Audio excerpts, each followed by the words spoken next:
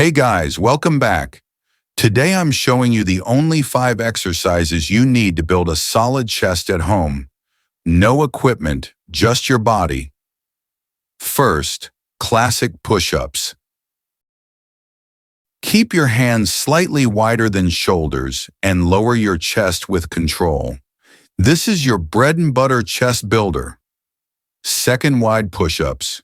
Hands further apart, elbows flaring out. This targets the outer chest and gives that wider look. Third, decline push-ups. Put your feet on a chair or step. This hits the upper chest. Great for a more defined look. Fourth is diamond push-ups. Make a diamond shape with your hands. This hits the inner chest and also challenges your triceps big time. And number 5, slow negative push-ups. Lower your body in 3 to 4 seconds.